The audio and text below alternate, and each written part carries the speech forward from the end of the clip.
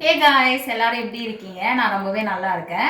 இன்னைக்கு வந்து நம்ம ரொம்பவே சூப்பரா வந்து சாக்லேட் கேக் வந்து எப்படி செய்யறது அப்படின்னு பார்க்கலாம். நான் ஆல்ரெடி வந்து இன்கிரீடியன்ஸ்லாம் எடுத்து வச்சிருக்கேன். இப்போ மெஷர்மெண்ட் மட்டும் என்னென்ன அப்படின்னு சொல்லிட்டு வந்து பார்க்கலாம்.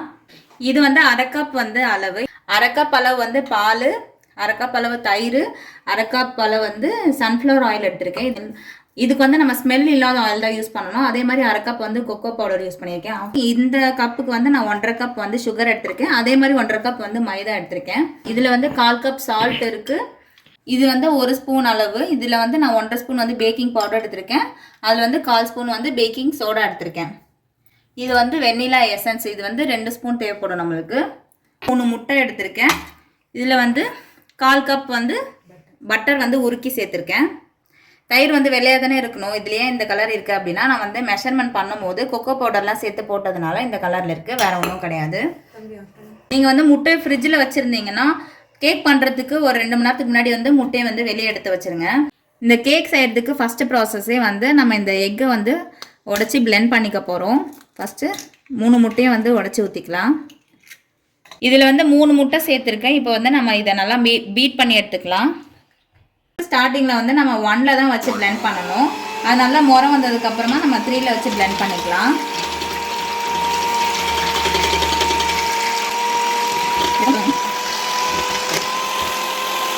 இப்போ வந்து 2ல் வச்சு பிளெண்ட் பண்ணிக்கலாம்.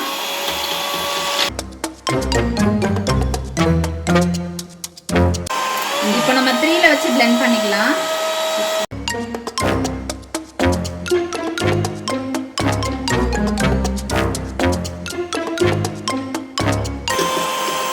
இந்த முட்டையை பீட் பண்ணி எடுக்கும் போது கைவிடாமல் பீட் பண்ணி எடுக்கணும். அப்போ தான் வந்து நல்லா வரும் கேக்கு. இப்போது எக்கு நல்லா பீட் பண்ணி எடுத்தாச்சு. இப்போ நம்ம எடுத்து வச்ச இன்க்ரீடியன்ஸ்லாம் ஒன்று ஒன்றா சேர்த்துக்கலாம். ஃபஸ்ட்டு வந்து அரை கப் தயிர், அரை கப் பால், அரை கப் எண்ணெய். ஃபஸ்ட்டு நல்லா பீட் பண்ணி எடுத்துக்கலாம்.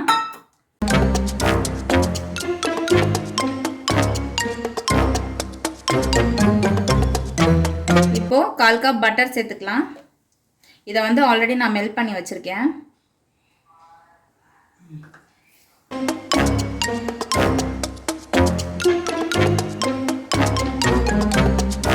நெக்ஸ்ட் நம்ம எடுத்து வச்ச 1.5 கப் சுகர் சேர்த்துக்கலாம்.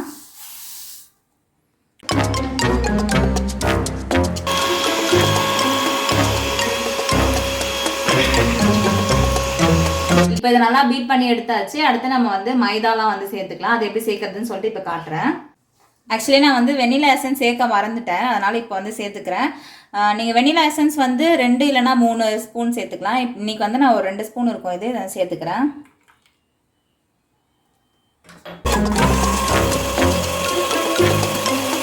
இப்போ நம்ம எடுத்து வச்ச மைதா மாவு, அப்புறம் இந்த கொக்கோ பவுடர்,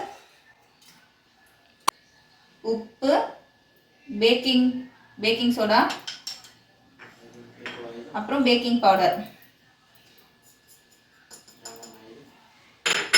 இதோ எல்லாத்தையும் ஒன்றா மிக்ஸ் பண்ணி எடுத்துக்கலாம்.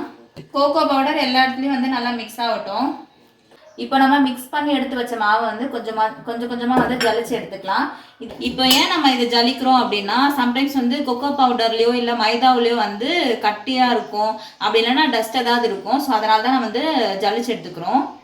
கொஞ்சம் கொஞ்சமாக போட்டு ஜலிச்சு எடுத்துக்கலாம்.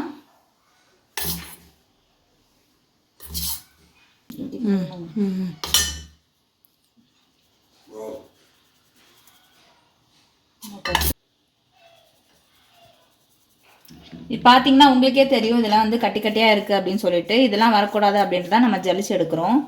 ஆக்சுவலி இதில் கல் கூட இருக்குது, அதனால தான் வந்து நம்ம ஜலிக்கணும். இப்போ நம்ம எல்லாத்தையும் ஜலிச்சு எடுத்தாச்சு. இதில் வந்து ஆக்சுவலி இதில் வந்து நம்மளுக்கு வந்து நிறைய கல் இருக்குது. ஸோ அதனால தான் வந்து ஜலிச்சு எடுத்துக்கணும்.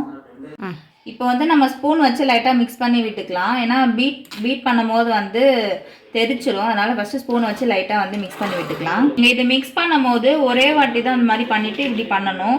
இப்படி சுற்றி பண்ணால் வந்து கேக் நல்லா வராது. இப்போ இந்த மிக்ஸை நல்லா பீட் பண்ணி எடுத்துக்கலாம். ஃபஸ்ட்டு 1லேருந்து ஸ்டார்ட் பண்ணணும். 3லே ஃபஸ்ட்டு வச்சுட்டா வந்து எல்லாம் தெரிச்சிடும். எனக்கு மாதிரி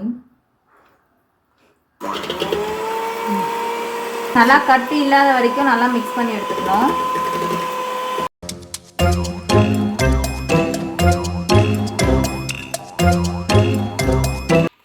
நல்லா பீட் பண்ணி எடுத்தாச்சு. இப்போ நமக்கு கட்டி ஏதாவது இருக்கான்னு பார்த்துக்கலாம். கட்டிலாம் எதுவுமே இல்லை, நல்லா பீட் ஆகிடுச்சு. இப்போ வந்து சைடு இருக்கிறதெல்லாம் எடுத்துட்டுலாம். இன்னைக்கு வந்து நம்ம கேக் வந்து குக்கரில் தான் செய்ய போகிறோம். வீட்லேயே வந்து செய்கிறதுனால ஓவன்லாம் இருக்காது. ஸோ வந்து குக்கர்லேயே எப்படி ஈஸியாக செய்கிறதுன்னு தான் பார்க்க போகிறோம். நம்ம வந்து கேக்குக்கு தேவையான அந்த மிக்ஸ் எல்லாம் வந்து ரெடி பண்ணி வச்சாச்சு. இப்போ குக்கரில் வந்து பட்டர் இருக்குது பார்த்தீங்களா, அதை வந்து சைடு ஃபுல்லாக தடவி எடுத்துக்கிறேன்.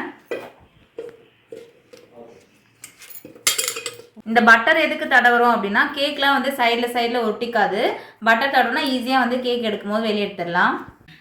நான் வந்து பட்டர் பேப்பரை இந்த குக்கர் சைஸ் கீழே இருக்குது பார்த்தீங்களா, இந்த அளவுக்கு ஏற்ற மாதிரி நான் கட் பண்ணி வச்சுருக்கேன்.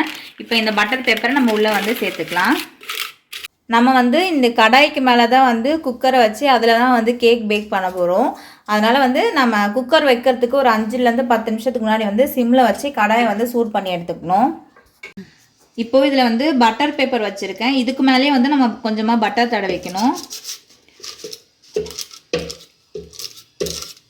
நம்ம இந்த மிக்ஸை வந்து குக்கரில் ஊற்றுறதுக்கு முன்னாடி வந்து கொஞ்சமாக வந்து மிக்ஸ் பண்ணி எடுத்துக்கணும். எல்லாமே கீழே தங்கியிருக்கோம் இல்லையா, அதனால் வந்து எல்லோரும் எல்லாமே வந்து ஒரு சேர வந்து நம்ம கலரிக்கணும். இப்போ இந்த மிக்ஸ் எடுத்து நம்ம குக்கரில் மெதுவாக ஊற்றிக்கலாம்.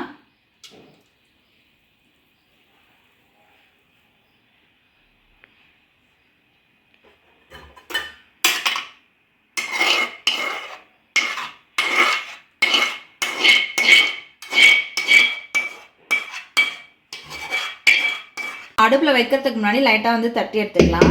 இந்த குக்கரை மூடுறதுக்கு முன்னாடி இதில் இருக்க பெல்ட்டும் எடுத்துடணும். அதே மாதிரி இதில் வந்து விசிலும் வைக்கக்கூடாது. இது ரெண்டுமே இல்லாமல் தான் வந்து மூடணும். இப்போது நம்ம குக்கரை வந்து விசிலும் இல்லாமல் பெல்ட்டும் இல்லாமல் வந்து நம்ம ஆல்ரெடி வந்து கடாய் ஹீட் பண்ணியிருந்தோம்ல, அது சிம்லேயே வச்சு நம்ம குக்கரை வச்சாச்சு. இது வந்து ஒரு 40லேருந்து ஒரு 45 நிமிஷம் வரையும் வந்து நல்லா வேகட்டும். இந்த தீ வந்து இந்த அளவில் தான் இருக்கணும். பிகாஸ் வந்து ஒவ்வொருத்தவங்களுக்கும் ஒவ்வொரு வீட்டில் வந்து ஒவ்வொரு அளவு இருக்கும்ல நெருப்பு வந்து. சில பேருக்கு வந்து ஸ்லோவாக எரியும், சில பேருக்கு வந்து ஃபாஸ்ட்டாக எரியும்ல. அதனால வந்து இந்த அளவு தான் இருக்கணும் அப்படின்னு நான் கரெக்டாக காட்டுறேன். இதில் வச்சுருக்கேன். இப்போ நான் வந்து கரெக்டாக வச்சுருக்க டைம் வந்து 3:20. ஒரு 4 o'clock அப்படி இல்லைனா ஒரு 4-5க்கு வந்து நான் இதை வந்து ஓப்பன் பண்ணிடுவேன். 40-45 மினிட்ஸில் பார்க்கும்போது லைட்டாக வேகாத மாதிரி இருந்தது. ஸோ வந்து இன்னும் ஒரு 10 மினிட்ஸ் எக்ஸ்ட்ரா வச்சுருந்தோம். இப்போ வந்து நம்ம ஓப்பன் பண்ணி பார்க்கலாம்.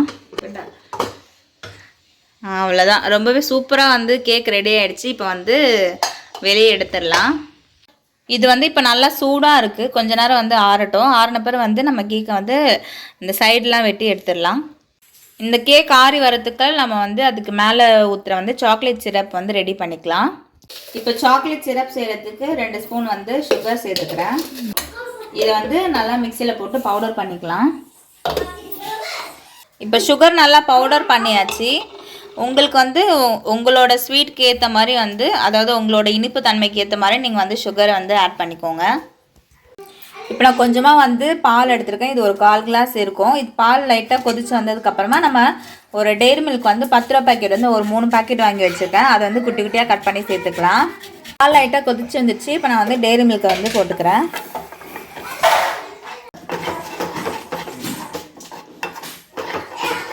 இப்போ சாக்லேட்லாம் நல்லா வந்து கரைஞ்சி வந்துருச்சு. நம்ம இது கூட வந்து பவுடர் பண்ண சுகரை வந்து சேர்த்துக்கலாம். குக்கர்லேருந்து கேக்கை தனியாக எடுத்துக்கலாம். இப்படி ஒரு கத்தியை வச்சு சைட்லலாம் வந்து இப்படி பண்ணாலே வந்து கேக் வந்துடும். இப்போ வந்து ஒரு தட்டை எடுத்துட்டு குக்கர் இப்படி வச்சுட்டு அவ்வளோதான். வாவ், சூப்பராக வந்துருச்சு கேக்கு. இப்போ நம்ம கீழே பட்டர் பேப்பர் வச்சுருக்கோம்ல, இது ரிமூவ் பண்ணிடலாம். பட்டர் பேப்பரை எடுத்துக்கலாம். பார்த்தீங்களா கேக் எவ்வளோ வந்து ஸ்பான்ச்சியாக வந்துருக்கு, செம்ம சாஃப்டாக இருக்குது. இப்போ இந்த கேக்கை வந்து நான் 2ஆக கட் பண்ணி வச்சுருக்கேன். நீங்கள் வந்து கட் பண்ணாமல் மேலே மட்டும் அந்த சிரப் கூட ஊற்றிக்கலாம். இல்லைனா வந்து இந்த மாதிரி கட் பண்ணி இங்கே கொஞ்சம் சிரப்பு, அப்புறம் இதுக்கு மேலே வச்சு மேலே கொஞ்சம் சிரப் வச்சுக்கலாம். நான் வந்து 2ஆக கட் பண்ணியிருக்கேன். இப்போ வந்து நம்ம சிரப் சேர்த்துக்கலாம், சாக்லேட் சிரப்பு. இப்போ வந்து நம்ம செஞ்சு வச்சுக்கோ இல்லையா சாக்லேட் சிரப்பு, அதை வந்து கொஞ்சமாக சேர்த்துக்கலாம். எங்களுக்கு வந்து லைட்டாக கொஞ்சம் தண்ணியாக இருக்கிற மாதிரி இருக்குது. நீங்கள் வந்து கொஞ்சம் பால் கம்மியாக சேர்த்திங்கன்னா உங்களுக்கு கொஞ்சம் அந்த கட்டியாக வரும். இப்போ வந்து நம்ம சிரப்பு சேர்த்துக்கலாம்.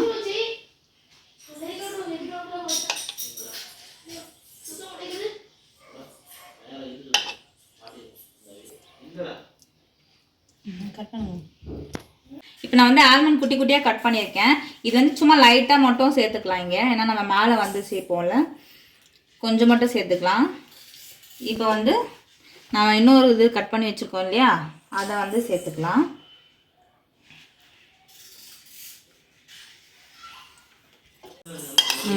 இப்போ மேலேயே வந்து சாக்லேட் சிரப் சேர்த்துக்கலாம். இருக்கிறது எல்லாமே சேர்த்துக்கலாம். இப்போ லாஸ்ட்டாக வந்து கட் பண்ணி வச்சேன் ஆல்மண்டை வந்து சேர்த்துக்கலாம்.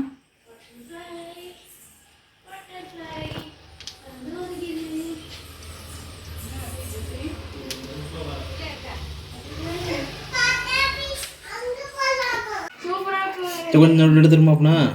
அவ்வளோதான், ரொம்பவே சூப்பராக சாக்லேட் கேக் வீட்டிலே ரெடி பண்ணியாச்சு.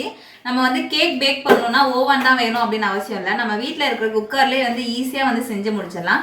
இதுக்கு வந்து கொஞ்சம் டைம் இருக்கும் தான், ஆனால் வந்து அது ரொம்பவே ஒர்த்தாக இருக்கும், அவ்வளோ டேஸ்ட்டாக இருக்கும்.